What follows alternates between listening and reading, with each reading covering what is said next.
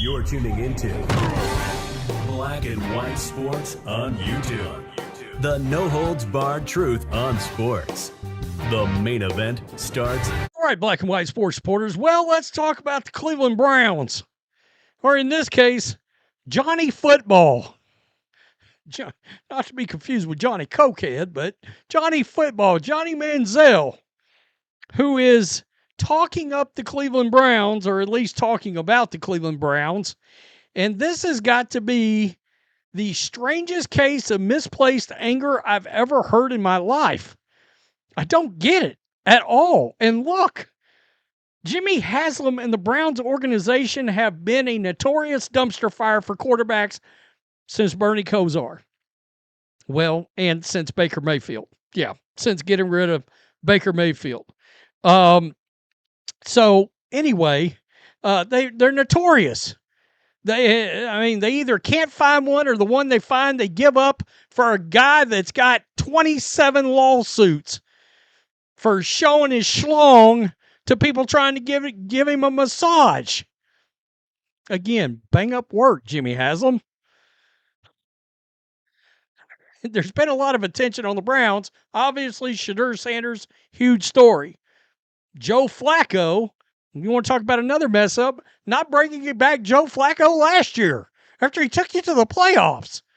I mean, seriously.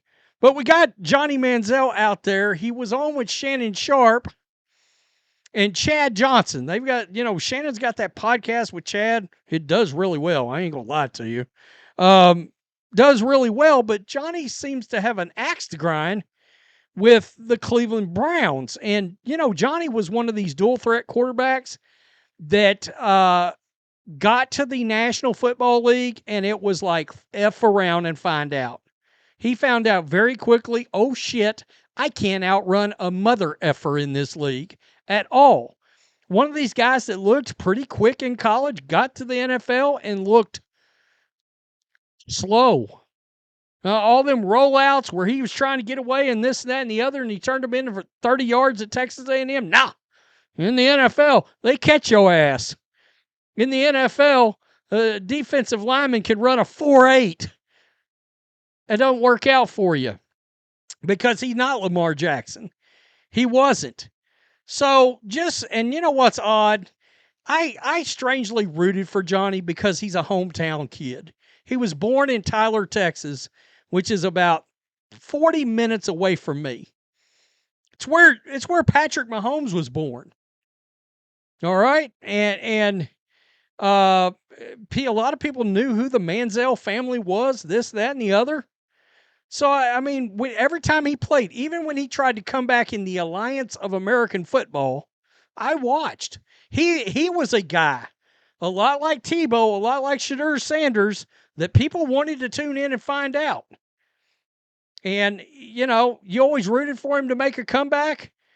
And supposedly he's kind of got his shit straight now, but I don't know after hearing this. If you're still blaming the Browns, I'm not sure you're floating down the river of denial. Johnny Manziel signed a 4-year rookie contract with the Browns. It was worth $8.25 million with a $4.3 million signing bonus. About $6.7 million was guaranteed. So the Browns paid him some real money in his life. If he'd have handled things right, he wouldn't have had to work anymore. But yeah, that didn't happen. So, Johnny Football on the Browns. I sit here today and I go back and forth with, am I going to let Cleveland off the hook and just let it go? Or am I going to sit here with hate and animosity in my heart for the rest of my life? And I finally sit here today and I'm like, fuck it. I think I'm going to be pissed at them and hate them forever. So it is what it is, what it is, man. No love for the Browns. I'm rooting for 0-16 seasons every season. Damn. Okay, so number one, were you coked up? Because there's 17 games now. You got to go 0-17, partner, not 0-16. Why are you mad at the Browns? You had all these problems. You couldn't get your own shit together. And I get it. The Browns, again, not great at coaching up quarterbacks over the last 30 years. I get that. But did they even have a shot with all the bullshit that you had going on? I mean, the one thing I've learned, here's the one thing I've learned. The Browns fan base is pretty cool. I mean, they always seem pretty cool. Now, there's something to be pointed out there with Shedeur Sanders fans. There's Shedeur Sanders fans, and then there's Browns fans, and then there is some that is some of both, right? But Browns fans in general, because I know I made a lot of Browns content on the other sports channel when we followed that whole miracle run that Flacco was running a couple of years ago. Those fans are freaking awesome. Those fans are awesome. And why the bleep he would want to hate Cleveland forever doesn't make any sense. It makes no sense. It's a total lack of self-awareness, self-responsibility. It's wild. Were you coked up? And what is with, can somebody tell me you are indoors? Why the hell do you have glasses on and you're moving your head around like you're Ray Charles or Stevie Wonder playing a piano? Why are you doing that, Johnny? I don't get it. I'm confused. Maybe don't show up in your first week asking bartenders for Coke and not being able to practice because your body's still loaded with Coke and alcohol. But sure, blame Cleveland. Way to go, John. It's wild. What did Cleveland do to you? It's our fault you partied instead of caring about football?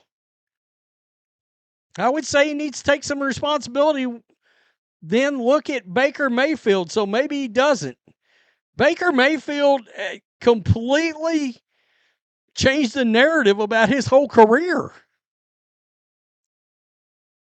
Baker was like, I need to do less commercials and I need to grind at football. It's worked out. And even at that, he would still be your starting quarterback if he hadn't gotten hurt and Jimmy Haslam wasn't a bleeping goofball. I mean, no wonder he crashed. The NFL plays 17 games. This is a perfect trio. You got that right. I mean, he's on the right podcast. Seriously, he's a druggie. F him. It's nuts. Why? Because he chose to drink and do drugs instead of cherishing the opportunity of the NFL quarterback? They gave him a chance and he pusses it away. So it's Cleveland's fault. I mean, that's wild. I imagine there's some Cleveland fans going right now going, I hope you lose at life. Not lose your life, but lose at life. He's trying to do a pretty good job, and I thought he had recovered. I thought Johnny got his shit together, but I'm going to be honest. If he feels this way, then he's truly not recovered from whatever demons he's trying to get past, because he's still blaming other people for his bullshit. That's just what this is. Blaming other people for your bullshit. I guess Johnny Football is still working on that maturity thing. Yeah, he's got none. He's got none. Then he should refund their money. Oh, I'm sure he was broke like 12 seconds after he left the league. He put it all up his effing nose. Does Johnny know the league plays 17 games? Who the hell gave this a yes? I mean, they play 17. It's crazy. It's quite crazy. I don't get it. Immaturity and a lack of self-reflection. Drew Rosenhaus cut him as a client. Nike cut him out. He was given everything and expected the world. Yeah, and I'm going to tell you, when because Drew's had some dudes now. He's had some dudes. And when Drew Rosenhaus is like, nah, either that or can't get through to you, because I'm sure Drew Rosenhaus set his ass down and I would imagine was pretty honest with him. And it didn't click. You know, his other problem from he had two other physical standpoints, physical things that were Knox again. He was behind the 8 ball anyway. All right. I'm going to tell you why. Johnny, really and truly, he's short. All right. Johnny was, they claimed 6 foot tall. I think he was more like 5'11". Now, in regular everyday people terms, that's not really short. But in quarterback terms, yeah, it's pretty short. You know, I think at one time Texas A&M claimed he was 6'1".